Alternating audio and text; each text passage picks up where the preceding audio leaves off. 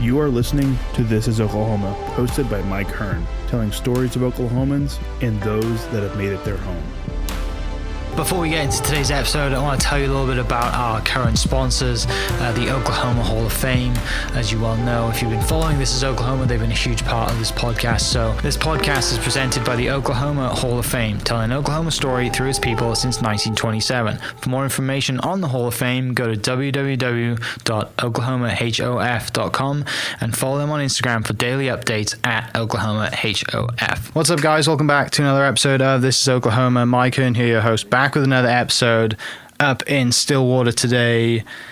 Really fun episode today. You're going to hear a lot about family business. A business has been around for such a long time. It's it's a Stillwater institution. I'll just say that much.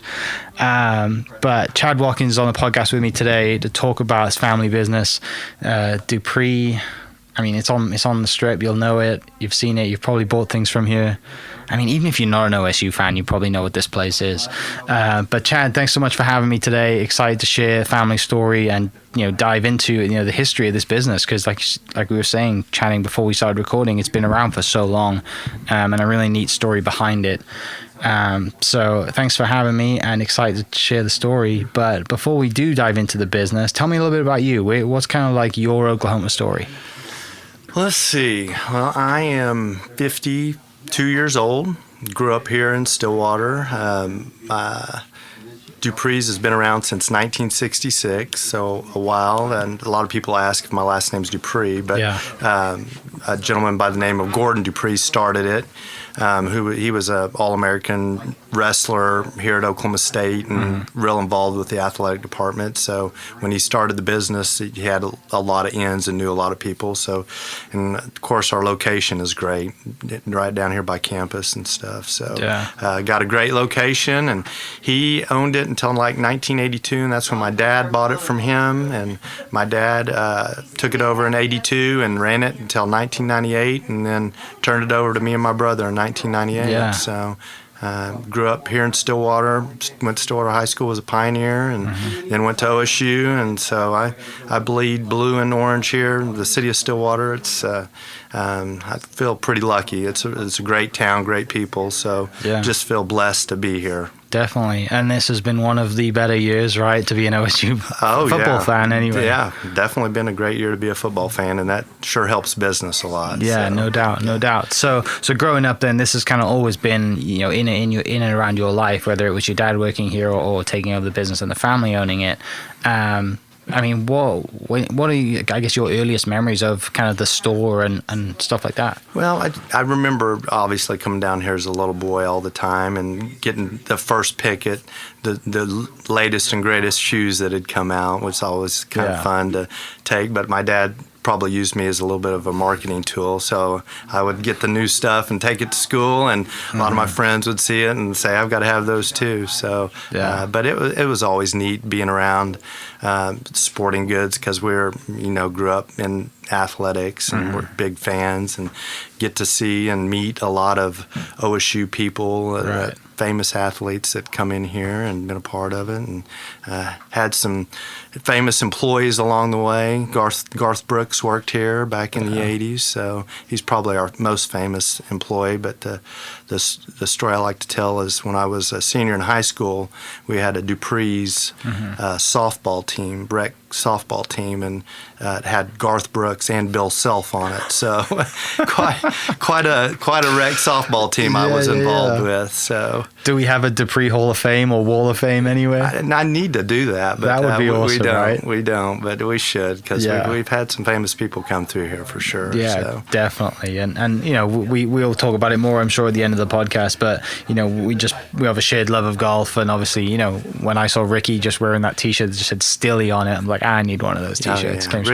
Ricky's been great for our store. He really has been a great ambassador. He's everything you see is what you get with Ricky. I mean, he just is just solid. He's texted us a couple times during the pandemic to see if we needed any help with anything, or if there's anything you could do. And we came up with a Pete face mask that had Pistol Pete's mustache on it, and he said, "Hey, send me a few of those, and I'll wear them and promote them for you." And he did at a couple of golf tournaments, big golf tournaments, and people saw him. And awesome. Of course, we sold bunches of them because of him. So we're real thankful to have him in our lives. But it's been neat. So growing up then, knowing that kind of like, I guess at the time when you were growing up, how old were you when Dad took over the business?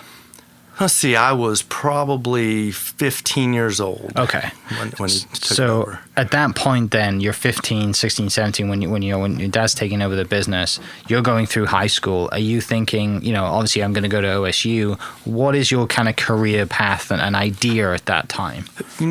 I didn't know what I wanted to do for sure. I didn't think that I actually wanted to do this.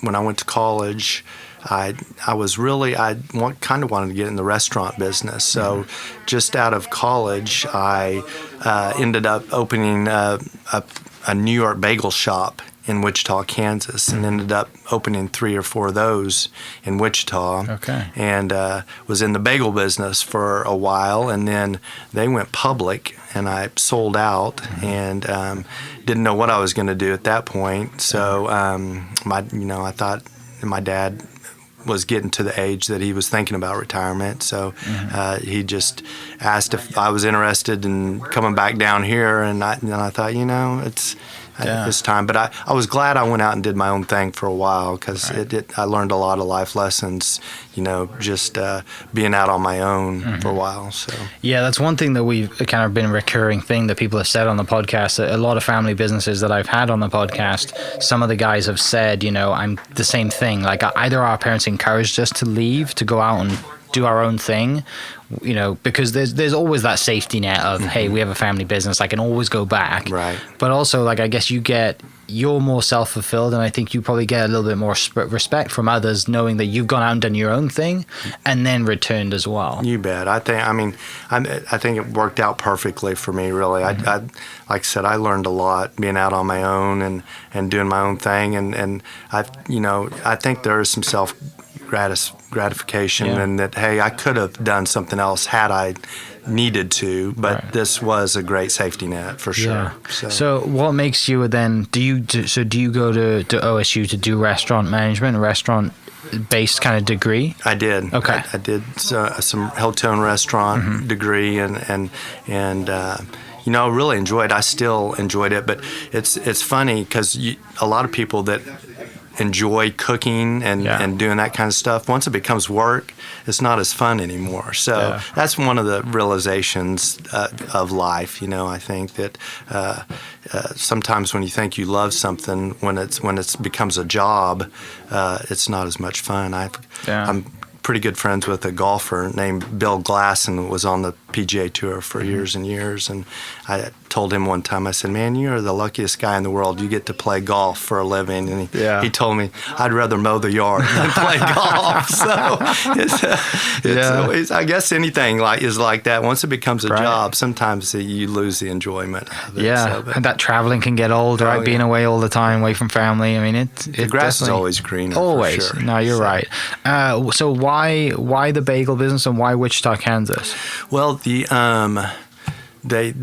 New York Bagel Shop had started off here in Stillwater, and they had a couple of locations. And the guys that started it, I was friends with, and they had approached me about interested in franchising off and starting, and they branched off into Oklahoma City and Tulsa, and Wichita was kind of the next closest place. And so all the ones in Stillwater and Oklahoma City and Tulsa were successful, and it was kind of a niche at the time, and so we gave it a go, and it was successful for a while. And then the low carb diet came around, and it kind of took a bite out of business a little bit, I think. Anyway, the bagel shops, they went public, and they ended up, I don't know, they had probably 40 locations all over the United States at one time when they went public with it. But it just kind of, I don't know, it was a combination of some bad business decisions and just that overall people didn't think bagels were as healthy as they once did, maybe because of all the carbs in them, that they didn't last. So, but I had sold mine in Wichita back to them when they went public, so I was kind of out of that business by the time they folded. So. Yeah. So at that when you go to make that decision to move to Wichita, you're in the bagel business, and you met your wife at that point? I'd met her. I was a senior in college. She was a sophomore in college. So we had met and kind of started dating then. Mm-hmm. And after my senior year, I moved to Wichita, and she had 2 more years. She finished up here at school, and then she moved to Wichita with me, got married. So that's awesome. Been married for, 29 years now? Yeah. 28 years? 93, whatever. How many years that is? Yeah, definitely. That's, I was born in 90, so yeah, whatever that, it's... Gosh, long 28 time. years I think I've been married. So. That's awesome. So then that kind of dad's wanting to retire, and you have that phone call and think, you know what? Yeah, I will come home. Mm-hmm. What's kind of Stillwater like when you do return and kind of I assume nothing. You've probably felt like you're just putting on an old glove, right? Nothing's changed. Well, Stillwater hadn't changed a ton at that point. It's changed more in the last 10 years than probably did the first 40 years of my life that I lived here. But it hadn't changed a whole lot. My dad, while I was gone, did double the size of the store. Okay. So the store when I worked here in college was about half the size it is now. But there was some people may remember a bar called, what was the name of it? It was an Italian food restaurant here on the end, and my dad purchased it.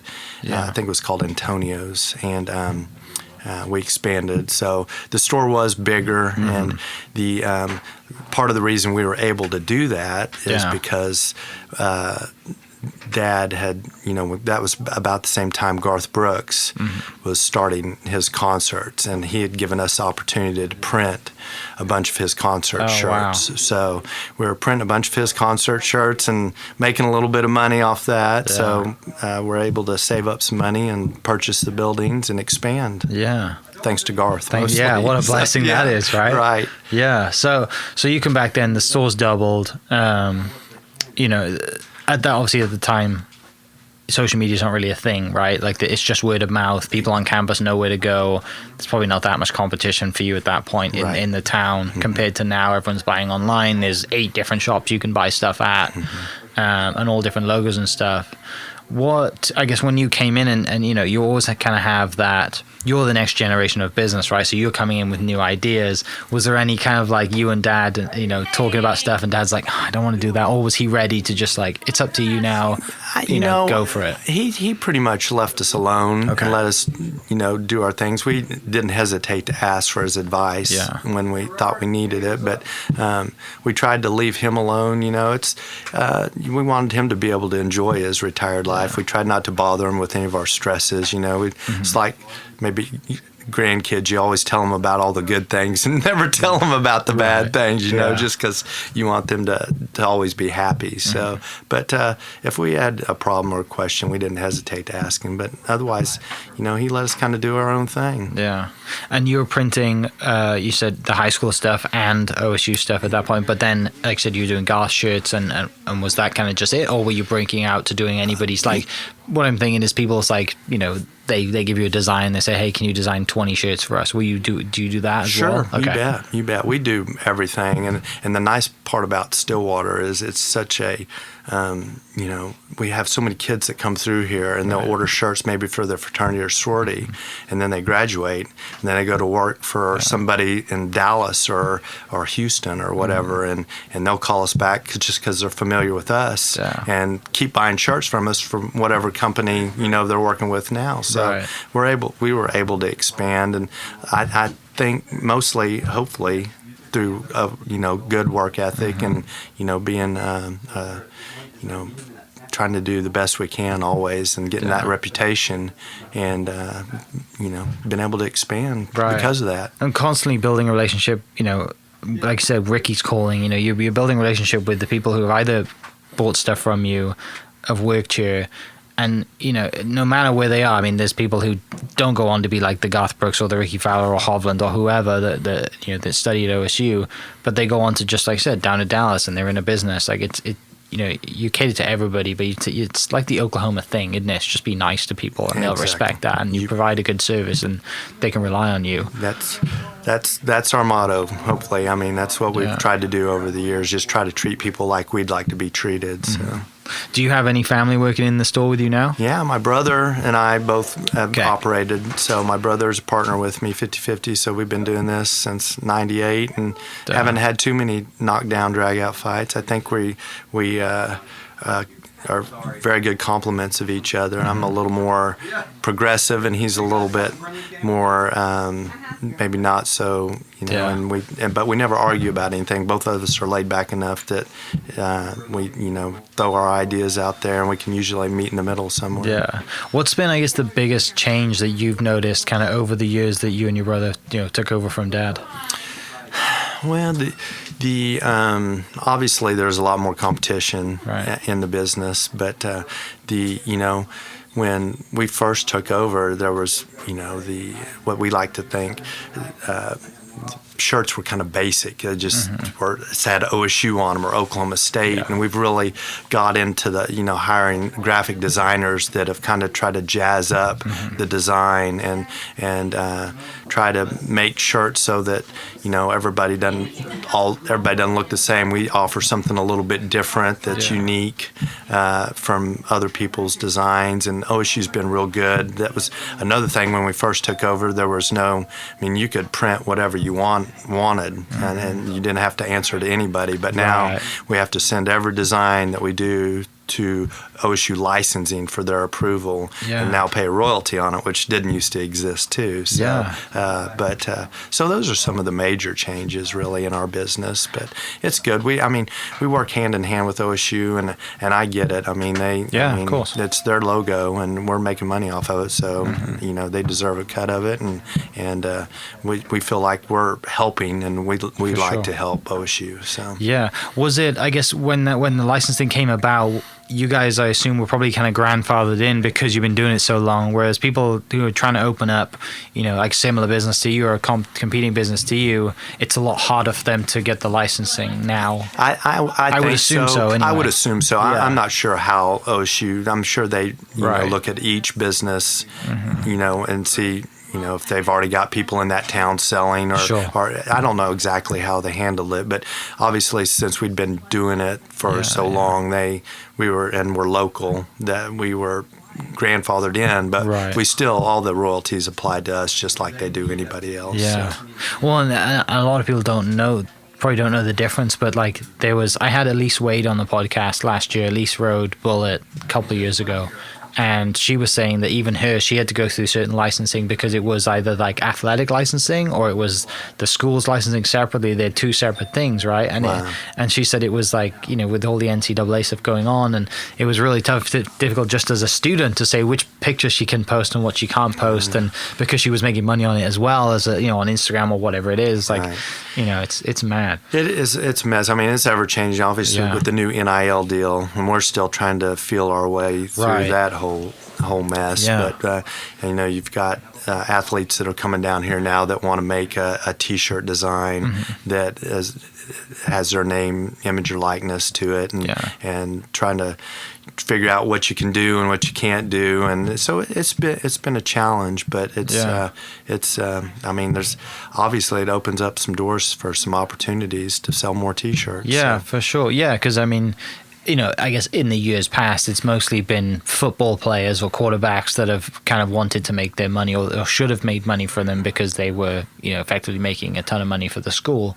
But now you've got athletes all over, right? You know, wrestling's massive here. Obviously, golf is huge. You know, you got some golfers coming down here, or like I said, like a Matt Wolf or Victor who didn't even finish school because they were, you know, phenoms, right? And you're like, go for it. And you know, if this NIL deal was around when they were in school, or you know, when who knows how much they could have made. It's mad, isn't it? Yeah, it's crazy. So I'm hearing stories left and right about how much players money's getting involved played. in it. I'm hearing about schools getting burned on them too. So it's going to be interesting to see if at any time somebody has to step in and kind of see how you can.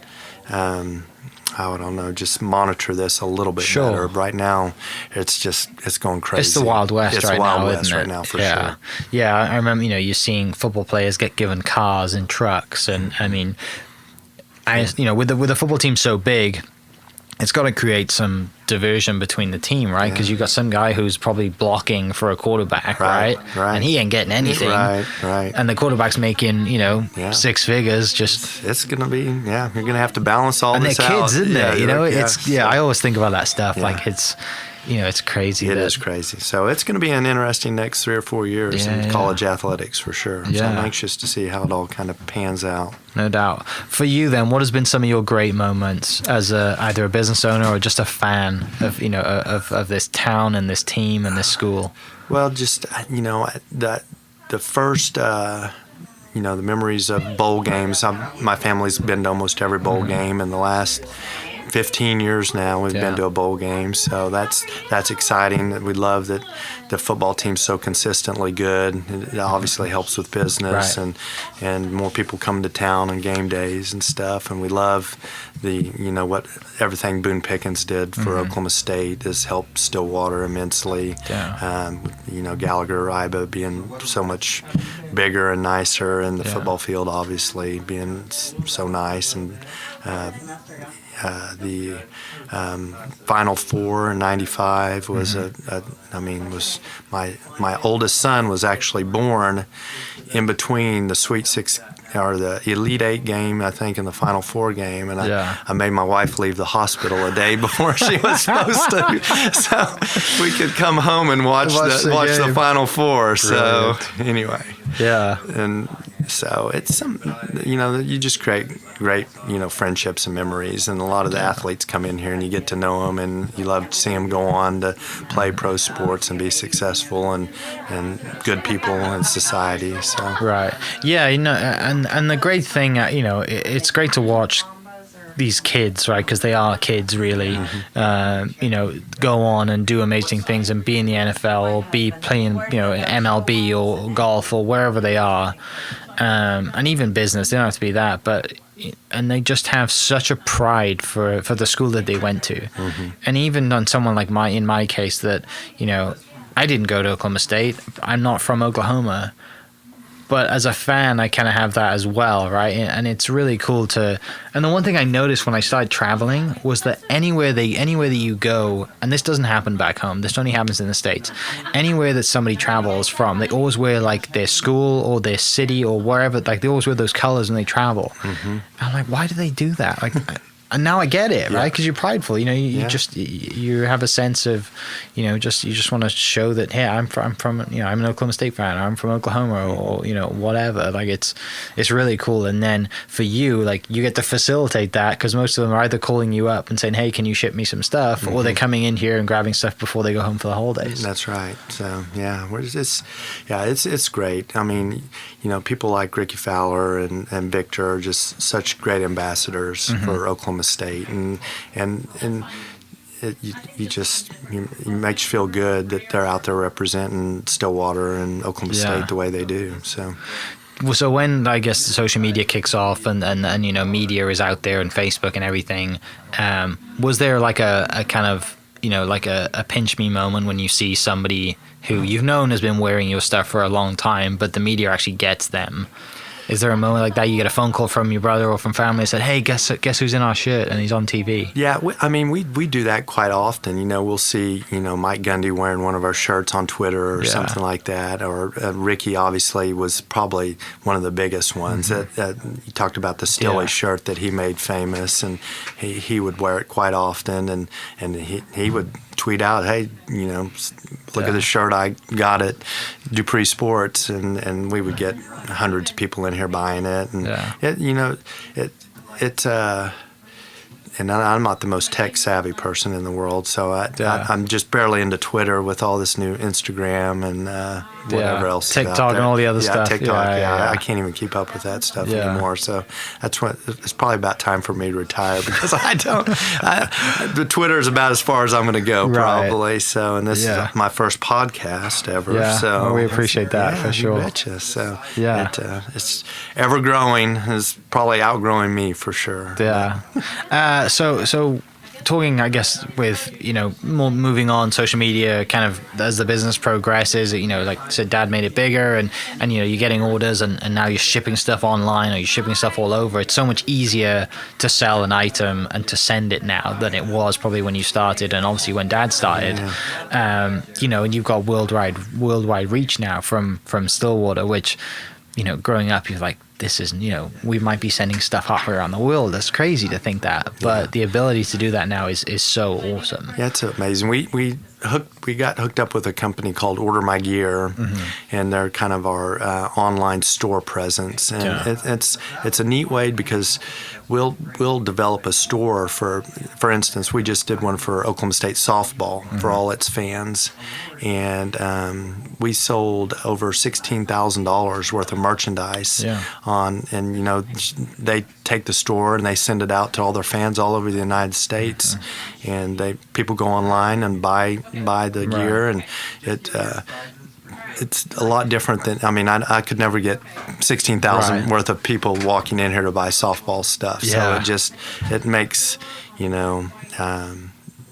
and being able to reach people, tap, isn't it, with their phone now. It's not even, they don't even go into the. And it makes it easier for them, makes it easier for us. So it makes business easier. Now the hard part is finding inventory right now to actually screen print, but once things get back to a little bit more normal, we're excited with the possibilities for sure. Yeah. On average, what I guess over the years has been kind of like, would you say that, like how many items would you screen print a year on average? Gosh. Or even a month, just to give us the ballpark figure. Oh, I would say we probably screen print on the average of about 500 items a day. Wow. If that gives you an instance. Yeah. So, that's amazing. We'll do about, an average of about 8 different orders of organizations, and they probably average, 75 T-shirts per order. So when you had, was there ever a time where you outsourced that, or has it always been in-house?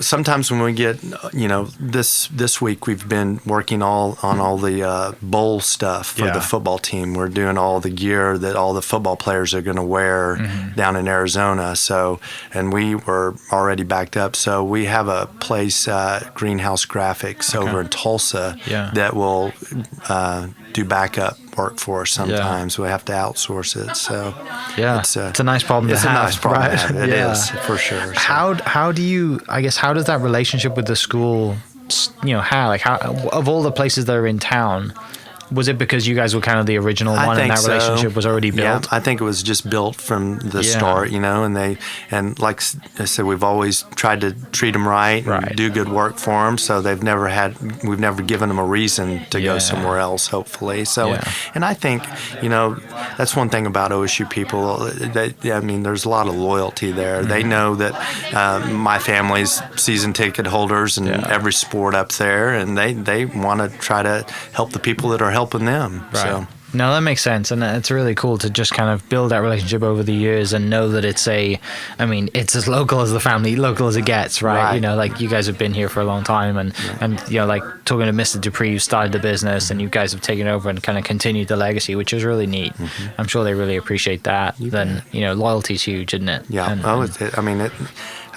They know that if something's wrong, we'll fix it. And we're just not going to go hide somewhere. And we're right here next door to them, so they can get it done in a hurry. And there's a lot of that goes on that, last minute, hey, this just came in from Nike. We need it done tomorrow, and we get it done for them, And there's just not a lot of other places that could probably do that for them. So. Yeah, definitely.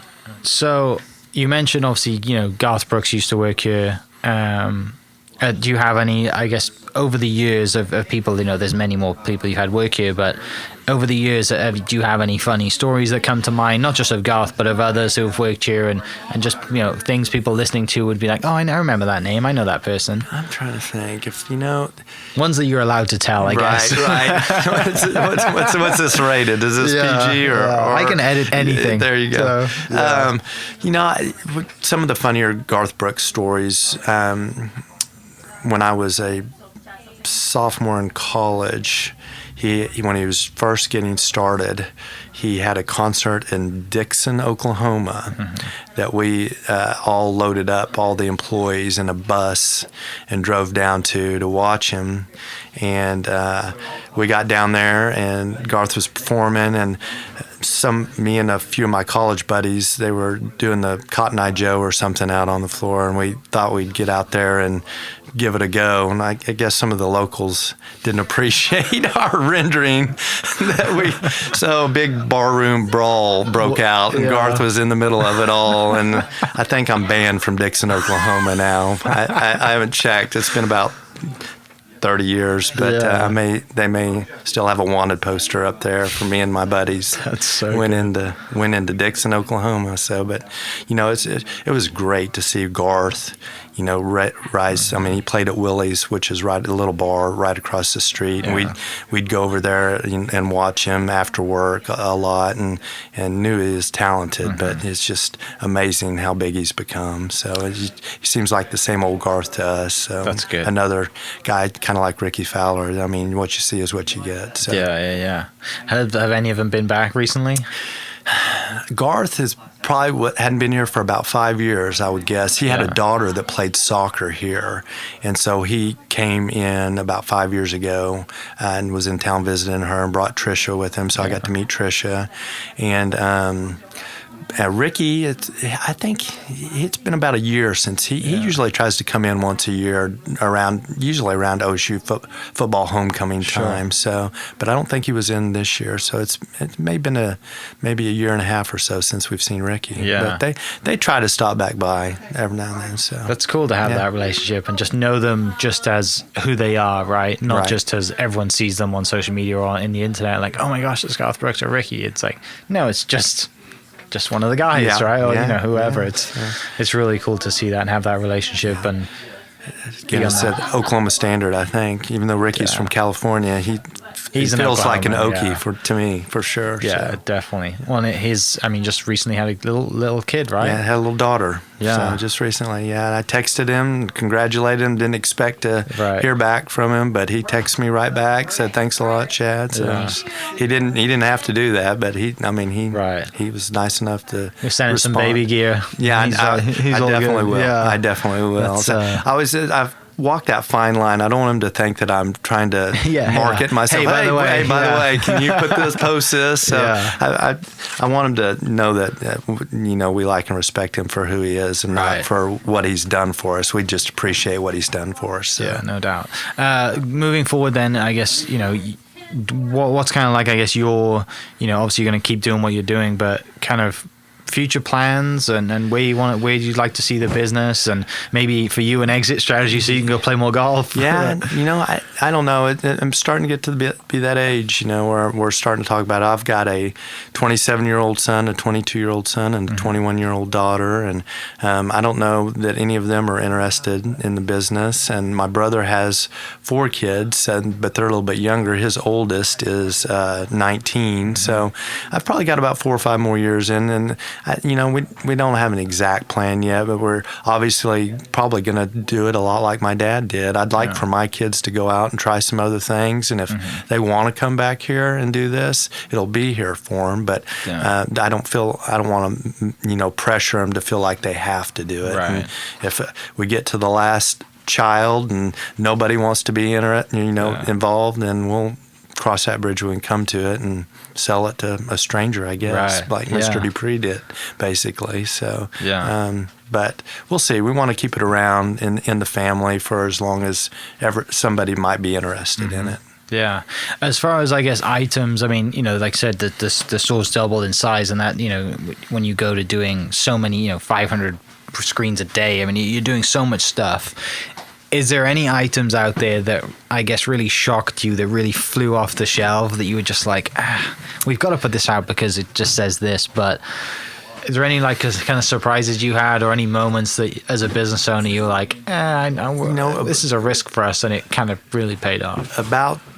It's probably been about 10 or 12 years ago. We did a design that was just kind of the outline of Pete's face, big across the shirt. And I was in my 40s at the time, and I didn't think I was like, this is not going to work. But we put it, I lean on my younger, because, we have obviously a lot of college kids that live around us. So that's a big chunk of our clientele. So, and that's who we try to cater to. So I let the young kids kind of dictate that. I learned from that shirt, that, hey, they know what's cool. I don't even begin to try to be cool anymore. So that ship has sailed for sure. So. Finally, then, I know we touched on some of the best moments for you, but obviously, other than a national championship in football, what would do you, going forward, what would be, I guess, the pinnacle for you as this business owner to have somebody either in an item or going, what kind of would be just, if this happened, then I could retire tomorrow? Well, and this may happen, but I would love to see Garth come back and play at Boone Pickens Stadium on one of the stadium tours. I know it's out there that he doesn't want to do it, but I've still got high hopes that he'll make an appearance back in Stillwater, and I think that would just be, it would be huge for me and my family to kind of get to reconnect with him, hopefully, while he's here, and have a big concert that, people would absolutely go crazy over in Stillwater. That would shut this place down. Shut the entire town down. They'll probably shut the state down, actually. That's right. It might. Yeah. It sure might. So. I have, I before I came to Oklahoma, I didn't really know what country music was, and definitely didn't know who Garth Brooks was. And a friend of mine in high school was like, "You don't listen to this guy?" And I'm like, I have no idea what country music is in general, and he was always a fan. His dad was a fan. And then I got to see Garth when he came to Oklahoma City. And I was like one of the late shows, so we didn't get home till 4 a.m. because he didn't start till midnight. And I was just like, how does he do it? And then I guess Garth is playing in Ireland next September. Wow. And I text my friend back home. I said, if you ever want to buy your dad a really good Christmas present, you should get these tickets. And then he texted me back 2 days later. He goes, oh, we were all going. Yeah. Like the whole family's going to Ireland just to see Garth. It's amazing that someone from Wales who I grew up with has that connection as well, right? It's worldwide, and to know that he came here, he played across the street, he sold items from here, went to OSU. It's amazing, and you have that a really cool relationship. To our memories of it as well, of him just starting or fighting in Dixon or wherever it is, right? So it's amazing. We feel blessed for sure. Yeah, we've had a lot of great opportunities to meet great people, and it's not just the famous people. It's ordinary people that come in here that are Oklahomans are a little different breed, I think. So it's just we feel real lucky. I did this week. I did one of my depending on when this goes out, I did one of my house tours with a guy named Paige Patel, and him and his wife met at OSU, and he went on to do animation for Toy Story, all the Disney stuff, and he owns a winery now because he said he had to sign a very strict non-compete that if he ever touches a computer again, that kind of ruins his non-compete. But just someone like that who his son's at OSU now, and that's just awesome. Like most people don't know who he is because he's just like I'm not going to say he's a nerd, but like he was a very, very, very talented tech guy. And his son's doing sociology at OSU, and just just that kind of reach, right? And many guests have been on the podcast. Stephen Vacconi was a previous Pete.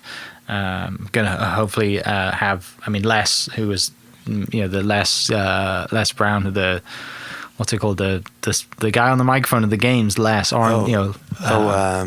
Les has been on a few times, and I can't remember what Les's last name is. Why do we don't know that? He's hilarious, by the way. Was it Larry Reese? No. His name's Les. He's awesome. Gotcha. But he's the one who's on the microphone at the games, and gotcha. I didn't, when I was thinking when we met, how many OSU kind of related people have I interviewed, and I couldn't think of any. And now I'm like, I've interviewed like 15. You just forget about it. But the amount of people that have ties to, the small town in this state, that go worldwide, it is really impressive. Yeah. 6 degrees of separation aren't far from here, for sure. Yeah. For sure. I know you and I talked, and the more we talked, we probably could figure out somebody that we know, that we have know somebody in common with. So anyway. Finishing up then, obviously, you said you might be coming close to kind of handing on the baton to the family or whoever wants it. Would you, in retirement, you don't strike me as someone who just wants to sit around, right? No. Would there ever be a return bagel shop or a coffee shop or something just to kind of keep you going? I would say never, but food business is tough. Yeah. It's stressful, and I'm probably going to be looking for less stress in my life if I had to guess. I've been doing this retail thing for 25 years now, and it's a great business. Don't get me wrong, but it's stressful. There's a lot of sleepless nights, and I think the reason we've been successful is because we care. Yeah. And so anytime we have a mess up, that you lose sleep over it. So it's not easy, but I think me and my wife would just love to travel. I mean, we've done a lot of traveling this year. My daughter is actually on the Palm team for OSU, so it's been a great excuse for me to go to almost all the out-of-town football games this year and get to see and meet and new people and different people, and and so we really enjoy traveling, and I think that's what we'll probably end up doing. Yeah, definitely. So, well, mate, thanks so much for having me. I really appreciate it. Thanks for coming to see us. Appreciate that. Yeah, I'm excited for people to hear the story and come in, and if they're coming in here, they can ask for you, I guess, just to see who you are and meet you, right? Sure. But there's plenty of guys out there and girls who will take care of you when you come to the store. And for everyone listening, I'll post a link to the social media and the website as well in the description. You can go right there and buy some stuff. And I guess let's go win a bowl game, right? Go Pokes. That's right. Go Pokes. This podcast is presented by the Oklahoma Hall of Fame, telling Oklahoma's story through its people since 1927. For more information on the Hall of Fame, go to www.oklahomahof.com and follow them on Instagram for daily updates at OklahomaHOF. Thank you for listening. We are inspired by those around us and hope that you are too. Make sure you subscribe to this podcast on your favorite podcast platform and leave us a review so we can keep telling your stories. For more great Oklahoma content, follow This Is Oklahoma on Facebook and Instagram.